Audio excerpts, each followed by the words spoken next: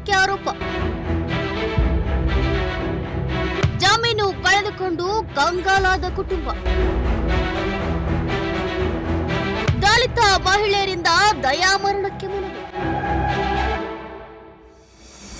S ವೀಕ್ಷಕರೇ, ರಾಜ್ಯದಲ್ಲಿ ದಿನದಿಂದ ದಿನಕ್ಕೆ ದಲಿತರ ಮೇಲೆ ಹಲ್ಲೆ, ದೌರ್ಜನ್ಯದಂತ ಪ್ರಕರಣಗಳು ಹೆಚ್ಚಾಗ್ತಿವೆ.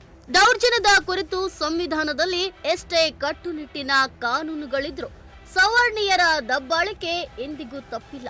ಇದಕ್ಕೆ ಸಾಕಷ್ಟು ಉದಾಹರಣೆಗಳು ನಮಗೆ ಸಿಗ್ತವೆ. ದಲಿತರ ಜಮೀನನ್ನ ಇತರೆ ವರ್ಗದವರು ಕೊಳ್ಳುವ ಹಾಗಿಲ್ಲ. ಅಕ್ರಮವಾಗಿ ಅತಿಕ್ರಮಣ ಮಾಡಿದ್ರೆ ಅದು ಅಪರಾಧ ಎನ್ನಲಾಗಿದೆ. ಆದ್ರೆ ಅದ್ಯಾಕೋ ದಲಿತ ಕುಟುಂಬಗಳ ಮೇಲೆ ಮೇಲ್ವರ್ಗದವರ ಅಟ್ಟಹಾಸ ಮಾತ್ರ ಕಡಿಮೆ ಆಗ್ತಿಲ್ಲ. ಇತ್ತ ತಿಪಟೂರಿನಲ್ಲಿ ಕೂಲಿ ನಾಲಿ ಮಾಡಿಕೊಂಡು ಬದುಕುತ್ತಿದ್ದ ದಲಿತ ಕುಟುಂಬವು ತಮ್ಮ ಜೀವನಕ್ಕೆ ಜಮೀನನ್ನ ಕಳೆದುಕೊಂಡು ಕಂಗಾಲಾಗಿ ತಮಗೆ ನ್ಯಾಯ ಕೊಡಿಸಿ ಇಲ್ಲವೇ ದಯಾಮರಣ ಕೊಡಿ ಎಂದು ತಹಶೀಲ್ದಾರರಿಗೆ ಮನವಿ ಸಲ್ಲಿಸಿದ್ದಾರೆ. ಎಲ್ಲಿ ಅಂತೀರಾ? ಸ್ಟೋರಿ ನೋಡಿ. ಹೌದು, ಇಂತಹ ಘಟನೆ ನಡೆದಿರೋದು ಬೇರೆಲ್ಲೂ ಅಲ್ಲ, ತಿಪಟೂರಿನಲ್ಲಿ. ಹೀಗೆ ಬೀದಿ ಬದಿಯಲ್ಲಿ ವ್ಯಾಪಾರ ಮಾಡಿಕೊಂಡು ಜೀವನ ಸಾಗಿಸುತ್ತಿರುವ ನೊಂದ ದಲಿತ ಮಹಿಳೆಯ ಹೆಸರು ಯಲ್ಲಮ್ಮ. ತಿಪಟೂರು ತಾಲೂಕು ಬೊನ್ನವಳ್ಳಿ ಹೋಬಳಿ ಹನುಮಂತಪುರ ಗ್ರಾಮದ ವಾಸಿ.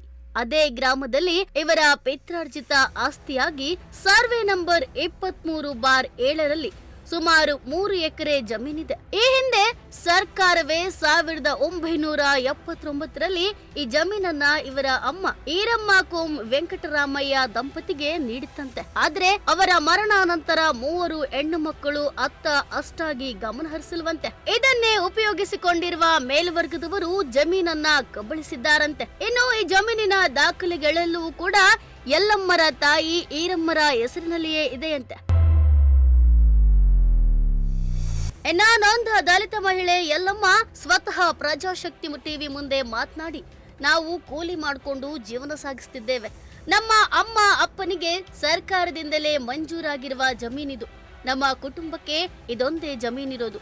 ಆದ್ರೆ ನಾವುಗಳು ಆ ಕಡೆಗೆ ಅಷ್ಟಾಗಿ ಗಮನ ಹರಿಸದ ಕಾರಣ ನಮ್ಮ ಜಮೀನನ್ನ ಮೇಲ್ವರ್ಗದವರು ಕಬಳಿಕೆ ಮಾಡಿಕೊಂಡು ವ್ಯವಸಾಯ ಮಾಡ್ತಿದ್ದಾರೆ. ಜೊತೆಗೆ ಅಲ್ಲಿಯೇ ದೇವಸ್ಥಾನ ಮನೆಯನ್ನು ಕೂಡ ಕಟ್ಕೊಂಡಿದ್ದಾರೆ. ನಮಗೆ ನಮ್ಮ ಜಮೀನು ವಾಪಸ್ ಕೊಡಿಸಿ, ಇಲ್ಲವೇ ನಾವು ವಿಷ ಕುಡಿದು ಸಾಯ್ತೇವೆ ಎಂದು ತಮ್ಮ ಅಳಲನ್ನ ತೋಡ್ಕೊಂಡ್ರು. ಜಮೀನು ನಮಗೆ ಜಮೀನು ಬಿಟ್ಟರೆ ಬೇರೆ ಯಾವುದೂ ಇಲ್ಲ. ನಮಗೆ ಜಮೀನು ಬಿಟ್ಟರೆ ಗೊತ್ತಿಲ್ಲೇ ಇಲ್ಲ. ನಾವು ವ್ಯಾಪಾರ ಮಾಡ್ತಿರ್ತೀವಿ. ಈ ಜಮೀನು ಬಿಡಿಸ್ಕೊಡ್ಲಿಲ್ಲ ಅಂದ್ರೆ ನಮಗೆ ವಿಷ ಕೂಡ ಸಾಯ ಪರಿಸ್ಥಿತಿ ಇರುತ್ತೆ. ಹೀಗಾಗಿ ನಮಗೆ ಜಮೀನು ಕೊಡಲೇಬೇಕು.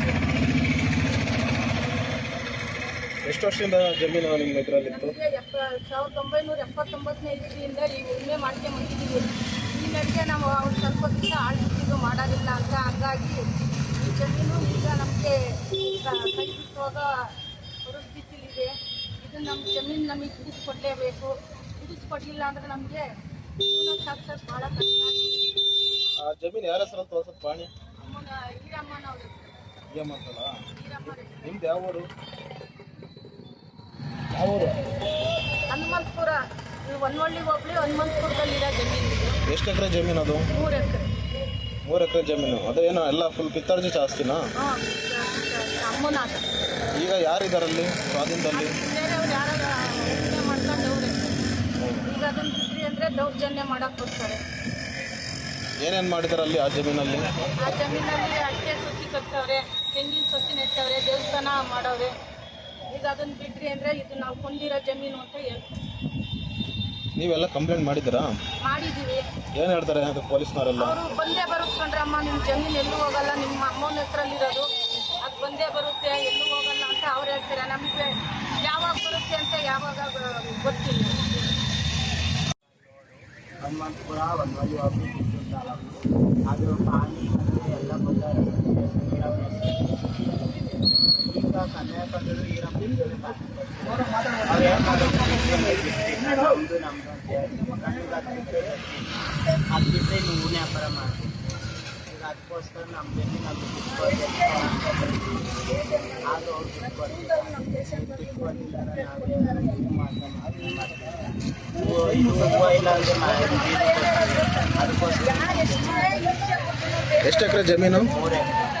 ಇದು ಯಾರ ಹೆಸರಾಗಿದೆ? ಈರಮ್ಮ ಅವರೆಲ್ಲ ಏನಾಗ್ಬೇಕು ನಿಮಗೆ? ನನಗೆ ಅಜ್ಜಿ ಆಗಪ್ಪ ನನ್ನ ಮೊಮ್ಮಗ. ನಿಮ್ಮ ಮೊಮ್ಮಗನ? ನಿಮ್ಮ ಹೆಸರು? ಗಾಳಿಗೆಲ್ಲ ಆಗೋದು. ಈಗ ಅವ್ರಿಗೆ ಹೋಗಿ ಕೇಳಿದಾಗ ಅವ್ರು ಏನು ಹೇಳ್ತಾರೆ ನಿಮಗೆ?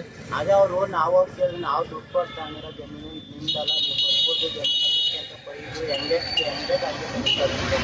ಅವಾಗ ಅಜ್ಜಿ ನಾನು ಒಂದ್ಸತಿ ಹೋಗಿ ದೇವಸ್ಥಾನ ಅವ್ರು ಏನೋ ಮನೆ ತೆಂಗಿ ಸಸಿ ಕಟ್ಬೇಕಾದ್ರೆ ಹೋಗಿ ಕೇಳಿದ್ರು. ಅವಾಗಲೂ ಅವ್ರು ಬೈದು ಕಳಿಸಿದ್ರು ಅಜ್ಜಿನೂ ನನಗೆ.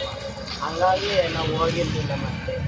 ಇದು ಎಷ್ಟು ವರ್ಷದಿಂದ ಇದು ಪ್ರಾಬ್ಲಮ್ ಇದೆ ನಿಮಗೆ? ಈಗ ಸ್ವಲ್ಪ ವರ್ಷದಿಂದ. ಎಷ್ಟು ವರ್ಷ?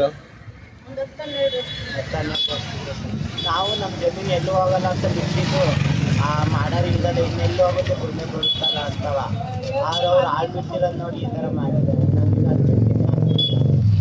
ಸಿದ್ದಪ್ಪ ಎಂಬುವರು ಜಮೀನು ನಮ್ಮದೇ ಎಂದು ಈಗಾಗಲೇ ಅನೇಕ ಬಾರಿ ಕೋರ್ಟಿಗೆ ಹೋಗಿದ್ದಾರಂತೆ. ಕೋರ್ಟ್ ಇವರ ವಾದವನ್ನ ತಳ್ಳಿ ಹಾಕಿರುವಂತೆ ಕೂಡ ಕಂಡು ಬಂದಿದೆ ಅಂತೆ.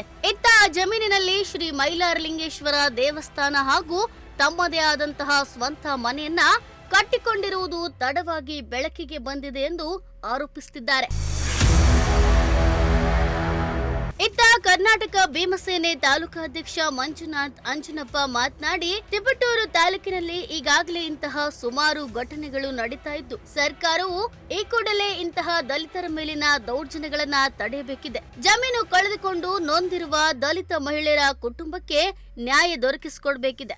ಈಗಾಗಲೇ ಈ ವಿಚಾರವನ್ನ ಮುಖ್ಯಮಂತ್ರಿಗಳು, ಗೃಹ ಸಚಿವರು, ಪರಿಶಿಷ್ಟ ಜಾತಿ ಆಯೋಗ, ಜಿಲ್ಲಾಧಿಕಾರಿ ಹಾಗೂ ಕಂದಾಯ ಸಚಿವರಿಗೂ ಕೂಡ ತಿಳಿಸಲಾಗಿದೆ. ಈ ಸಮಸ್ಯೆಯನ್ನ ಬಗೆಹರಿಸದಿದ್ದರೆ ಉಗ್ರ ಹೋರಾಟ ನಡೆಸಲಾಗುವುದು ಎಂದು ಎಚ್ಚರಿಕೆಯನ್ನ ನೀಡಿದರು.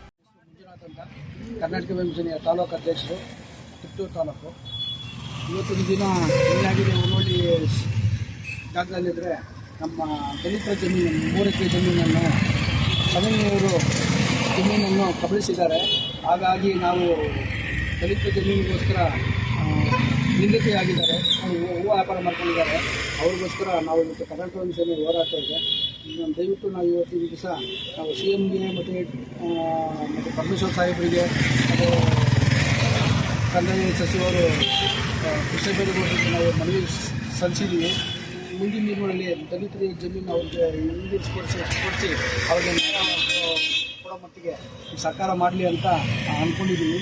ಈ ಮಟ್ಟಕ್ಕೆ ನ್ಯಾಯ ಸಿಕ್ಕಿಲ್ಲ ಅಂದರೆ ಮುಂದಿನ ದಿನಗಳಲ್ಲಿ ನಾವು ತಾಲೂಕು ಆಫೀಸನ್ನು ಮುಖ್ಯ ಹಾಕಿ ನಾವು ಧರಣಿ ಸತ್ಯಾಗ್ರಹ ಮಾಡಿ ಅವರಿಗೆ ನಾವು ನ್ಯಾಯ ಕೊಡ್ತಕ್ಕಂಥ ಮಾಡೇ ಮಾಡ್ತೀವಿ.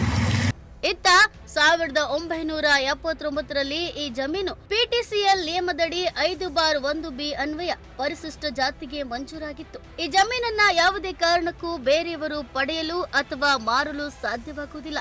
ಆದ್ರೂ ಕೂಡ ಈ ದಲಿತ ಮಹಿಳೆಯರ ಜಮೀನನ್ನ ಮೇಲ್ವರ್ಗದವರು ಕಬಳಿಕೆ ಮಾಡಿಕೊಂಡಿದ್ದಾರಂತೆ. ಈ ಕಾರಣಕ್ಕೆ ಮೃತ ಈರಮ್ಮರ 3 ಮಕ್ಕಳು ತಿಪಟೂರಲ್ಲಿ ಸುದ್ದಿಗೋಷ್ಠಿಯನ್ನ ನಡೆಸಿ ನಂತರ ತಹಶೀಲ್ದಾರ್ ಅವರಿಗೆ ನ್ಯಾಯ ಕೊಡಿಸಿ, ಇಲ್ಲವೇ ನಮಗೆ ದಯಾಮರಣ ಕೊಡಿ ಎಂದು ಮನವಿ ಸಲ್ಲಿಸಿದ್ದಾರೆ.